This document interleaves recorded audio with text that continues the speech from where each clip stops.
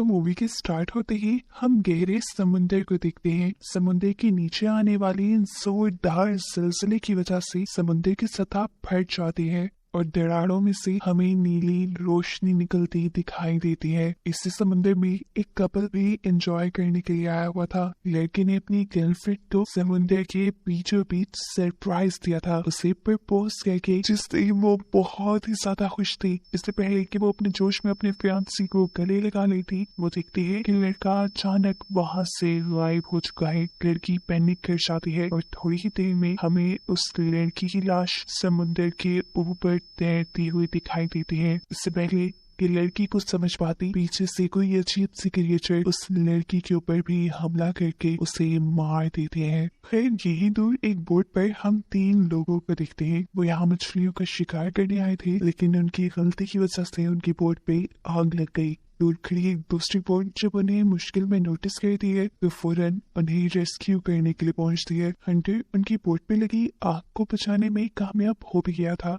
ये सारा इन बोट पे मौजूद लोगों की वजह से ही हो रहा था। एक तो वो बोट पे फायर क्रैकर्स लेकर आए हुए थे और दूसरा ड्रिंक भी कर रहे थे। हंटर जब उन्हें मना करता है, लेकिन वो हंटर की बातों पे ज्यादा ध्यान नहीं देते। इनकी बोट के ऊपर और भी बहुत से फायर क्रैकर्स थे, जिन्हें हंटर अपनी बोट के ऊपर शिफ्ट कर लेता है, क्योंकि वो यहाँ का सुपरवाइजर था। सीन कट होकर दूसरी तरफ हम एक आदमी को देखते हैं जो दूर पहाड़ की चोटी से अपनी दूरबीन के जरिए समुद्र के बीचों बीच चमकती हुई ब्लू लाइट को नोटिस कर रहा था। और समुद्र के ठीक उसी ब्लू लाइट वाले पॉइंट पर हंटर और उसका ग्रुप जो हंटिंग कर रहे थे, उनके भी हुक में कुछ बड़ा फंसता है, जिसके फंसने पर ये सभी लोग खुश होते हैं। और जिस तरह ये लोग उस चीज को ऊपर की तरफ खींच रहे थे, इनको बहुत ताकत लगानी पड़ रही थी। साफ मतलब था कि नीचे कोई बहुत बड़ी चीज है। जैसे ही ये लोग उस चीज को अपनी बोट में ला के रखते हैं तो उन्हें बाहर डेड इंसान मिलता है, जिसका पूरा मुंह ब्लू हो चुका था। उन्हीं की ग्रुप मेंबर जेट को ये काफी अजीब लगता है और इस चीज की इन्वेस्टिगेशन करने के लिए कि आखिर इस इंसान को हुआ क्या, वो अंडर वाटर अपना कैमरा भेजती है और उसे समुद्र के नीचे से नीली लाइट निकलती हुई दिखाई देती है। और ये चीज बिल्कुल भी नॉर्मल नहीं थी। हंटर फौरन अपनी करीब अथॉरिटीज को इन्फॉर्म कर देता है इस चीज के बारे में। अब ये लोग दोबारा समुद्र पे एक नजर डालते हैं और इन्हें समुद्र में जगह जगह पानी के ऊपर ही ब्लू लाइट दिखाई दे रही थी। ये सब नोटिस करके ये लोग जैसे ही पीछे मुड़े तो शॉक रह गए, क्योंकि वो डेड बॉडी भी उनकी बोट पे नहीं रही थी। जेट उस इंसान को इधर उधर ढूंढती है और एकदम से पीछे से उसके ऊपर वही इंसान हमला कर देता है, जिसके बारे में पता चला कि वो एक ज़ॉम्बी बन चुका है, जिसने अब जेट के कंधे पे काट के उसे बुरी तरह जख्मी कर दिया था। यही करीब रे ये सारा नजारा देख लेता है और इससे पहले कि ये क्रिएचर रे के ऊपर भी हमला करती थी, पीछे से हंटर एक चाकू लिए आता है और इस ज़ॉम्बी के जिस्म में स्टैब कर देता है। लेकिन ये ज़ॉम्बी तो कुछ ही मिनट में इस हमले से रिकवर कर चुका था और हंटर दोनों पे ही हमला करने वाला था। अपने आप को बचाने के लिए ये दोनों एक दूसरे का साथ देते हैं और किसी तरह उस ज़ॉम्बी को समुद्र में गिराकर अपना पीछा उससे छुड़वा लेते हैं।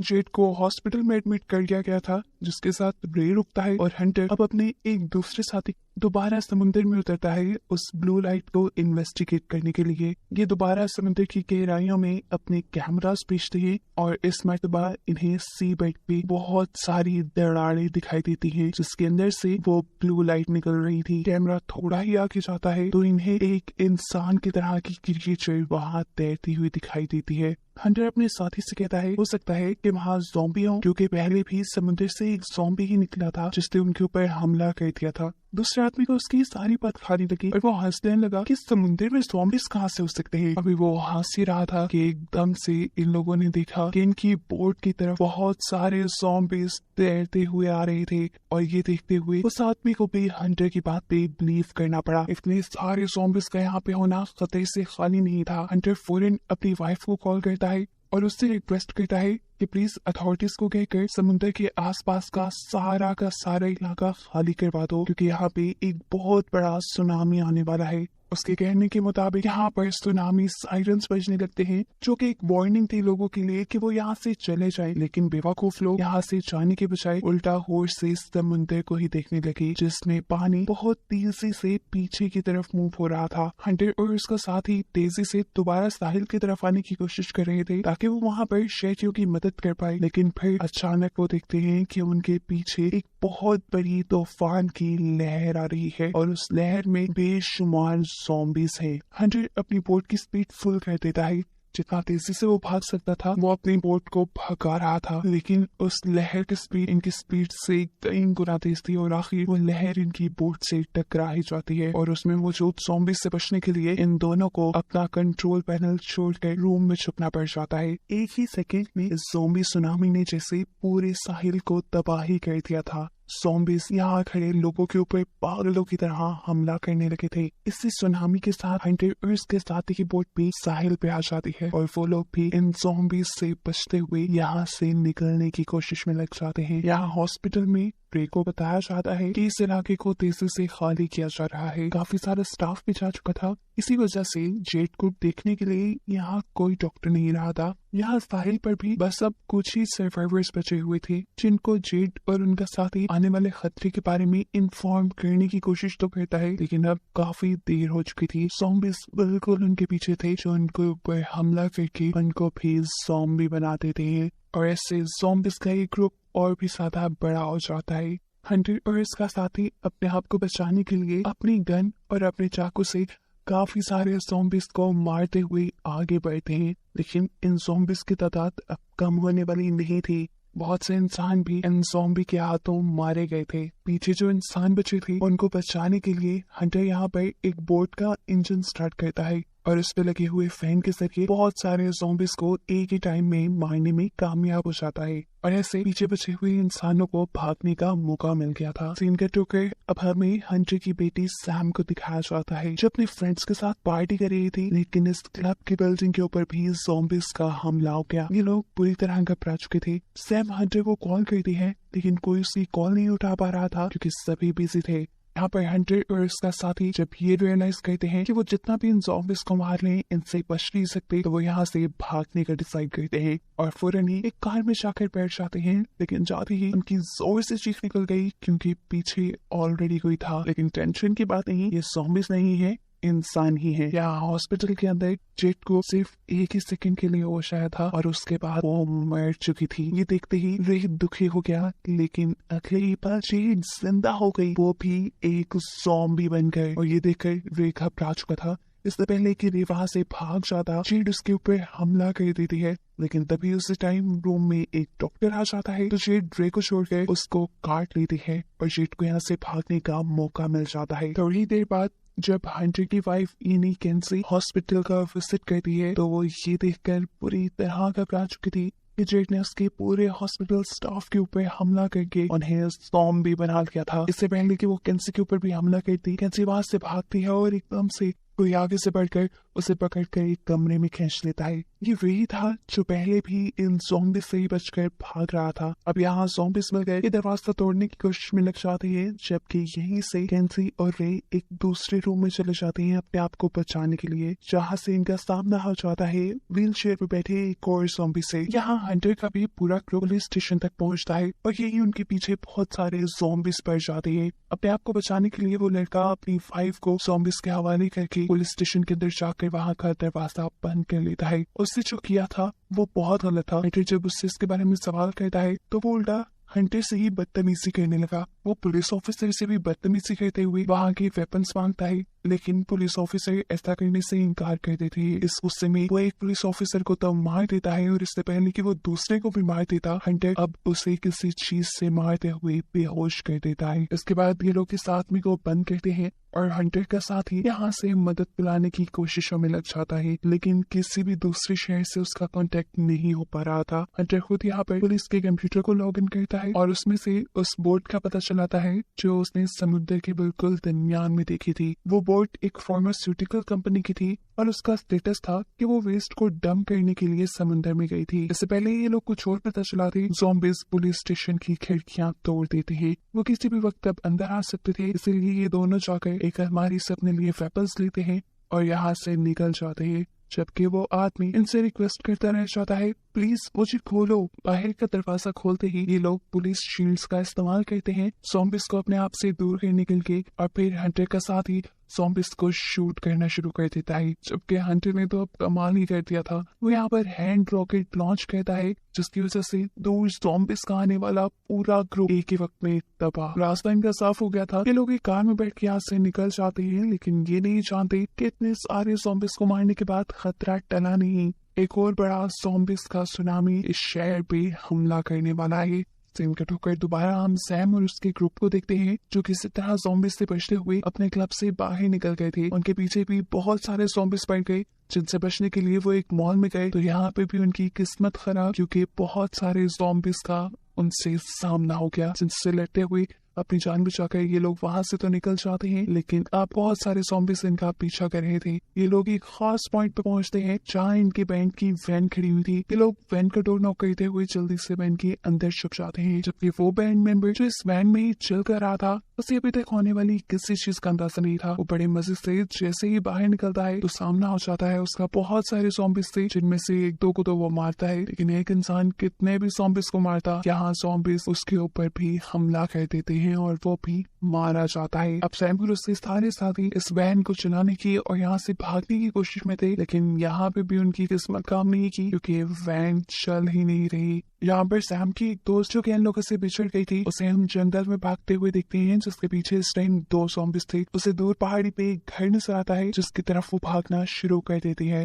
इस घर का ओनर भी सीसीटीवी कैमरा से उस लड़की को आते हुए देख चुका था, और ये वही आदमी है जो समुद्र से निकलती हुई ब्लू लाइट को मूवी के पहले सीन में नोटिस कर रहा था, और उसने अपने कमरे में एक ज़ॉम्बी को भी बांध के रखा हुआ था जैसे वो उस पे कोई एक्सपेरिमेंट कर रहा हो। यह आदमी दरवाजा खोलने से पहले उस लड़की से कहता है, पहले मुझे ये यकीन दिलवाओ कि तुम इन्फेक्टेड नहीं हो। जैसे ही वो लड़की अपनी कमर दिखाकर उसे यकीन दिलाती है तो वो फौरन ही ऑटोमेटिकली वो दरवाजा खोल देता है और लड़की इस घर के अंदर आ जाती है। यहाँ वो इस आदमी से रेडियो मांगकर अपने डैड को कांटेक्ट करती है, जो और कोई नहीं बल्कि हंटर का साथ ही इकोनी था। उसे कहता है, बेटा फिक्र मत करो, तुम्हें बचाने जरूर आऊंगा, तुम वहीं पर रहना। अब सैम और हंटर सबसे पहले मॉल की तरफ जाती है जिसके पास ऑलरेडी सैम यानी हंटर की बेटी फंसी हुई थी। सैम के साथ उसका दोस्त भी था जिसके पाँव में चोट लगी हुई थी और उसकी वजह से सैम का आगे बढ़ना भी मुश्किल हो रहा था। लड़का सैम से कहता है, मैं इन सारे ज़ॉम्बीज़ को डिस्ट्रैक्ट करता हूँ, तुम यहाँ से चले जाओ,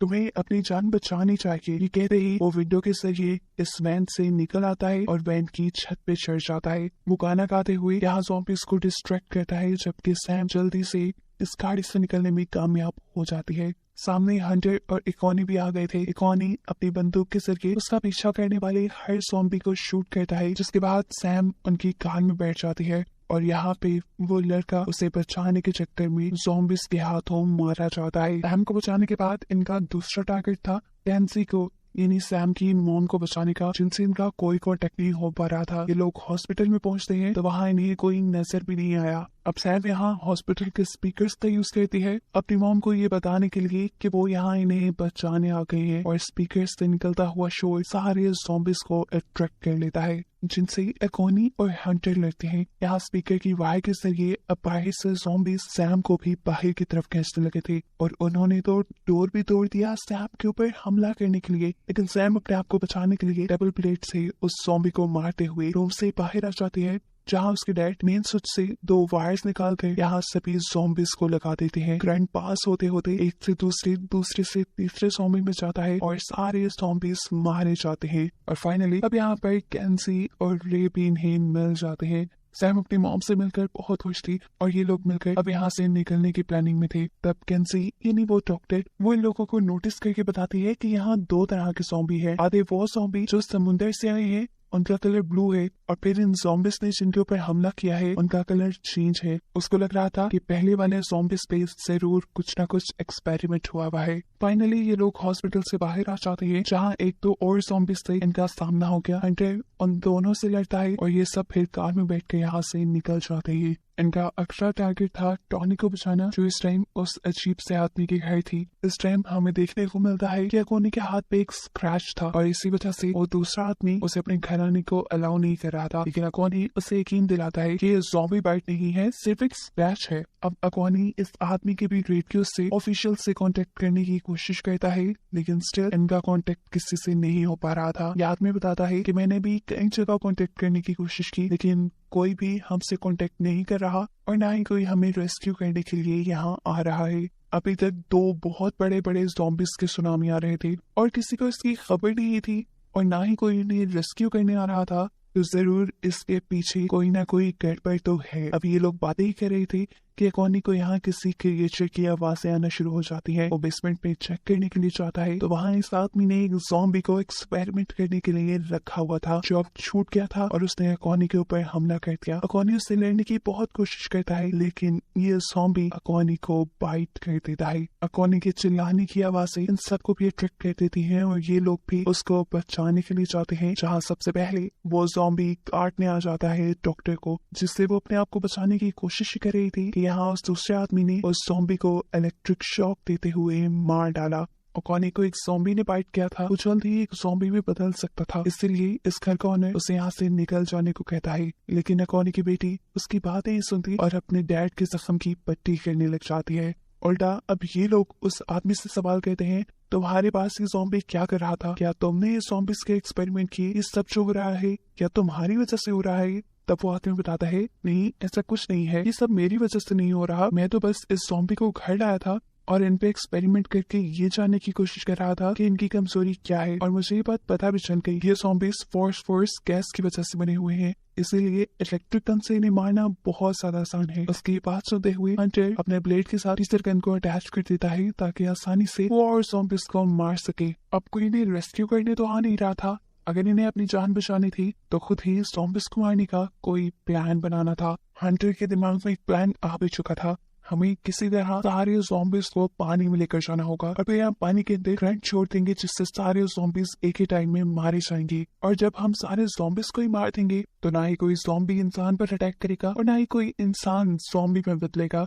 उसका यह प्लान सुनते हुए यह आदमी उन्हें बताता है कि उसके पास बहुत सी ग्रेनेड और ऐसी चीजें हैं जिनसे ज़ॉम्बी के ऊपर हमला किया जा सकता है। ये प्लान बनाते ही ये लोग जैसे ही बाहर निकलते हैं तो देखते हैं कि ज़ॉम्बीज भी इनके घर के अंदर आने में कामयाब हो चुके थे। इस टाइम जो हंटर ने वेपन बनाया था वो भी सही से काम नहीं कर रहा था और ज़ॉम्बीज इनके ऊपर हमला भी कर चुके थे। तब यहीं पर हंटर की मदद करने के लिए हंटर की वाइफ आती है, वो यहाँ पर मौजूद एक क्रशिंग मशीन ऑन कर देती है और ये दोनों मिलकर एक एक करके सभी ज़ॉम्बीज को उठाकर उस क्रशिंग मशीन के अंदर डालना शुरू कर देते हैं। इन दोनों की टीम वर्क की वजह से इन्होंने काफी सारे ज़ॉम्बीज को मार दिया था। अब फाइनली ये लोग यहाँ से बाहर निकल सकते थे। बाहर निकल कर ये लोग करीब एक केव में छुपने के लिए जाते हैं, जहाँ जाकर अकोनी की तबीयत अब ज्यादा बिगड़ने लगी थी। यहाँ पर वो दूसरा आदमी बताता है क्योंकि ज़ॉम्बी ने उसके दिमाग के आसपास के हिस्से को बाइट नहीं किया था, इसी वजह से अकोनी जरा देर से ज़ॉम्बी बन रहा है, लेकिन अब उसका टाइम आ गया है। और यहाँ मरने से पहले अकोनी अब सबसे बड़ा सच रिवील करता है, वो ये कि उन्हें इस ज़ॉम्बीज की हिस्ट्री के बारे में पता है। काफी सालों पहले इस आइलैंड पे एक फार्मास्यूटिकल कंपनी आई थी,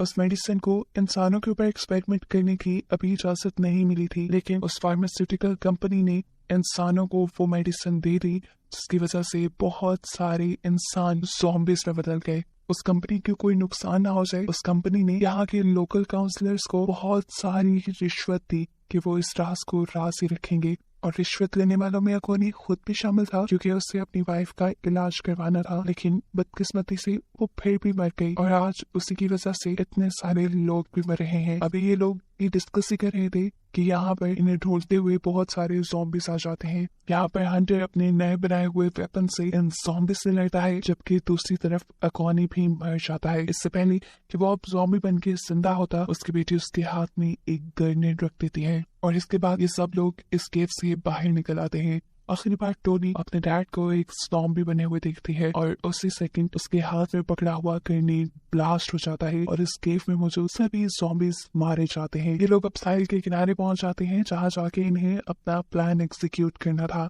टोनी, रे और वो दूसरा लड़का बोट में बैठकर दूर चले जाते हैं, जबकि यहाँ पर हंटर और उसकी फैमिली सभी ज़ॉम्बीज को एक रेडियो के जरिए अट्रैक्ट करते हुए पानी तक ले जाने का काम करती है। बहुत सारे ज़ॉम्बीज पानी तक पहुंच जाते हैं, लेकिन एक अल्फा ज़ॉम्बी यहाँ हंटर के पीछे पड़ जाता है, जिससे हंटर को हाथ से लड़ना पड़ता है क्योंकि इस टाइम हंटर का वेपन काम नहीं कर रहा था। लड़ते लड़ते वो उसे भी पानी तक ले जाता है और एक और मरतबा उस ज़ॉम्बी पे अपने वेपन से हमला करता है और इस टाइम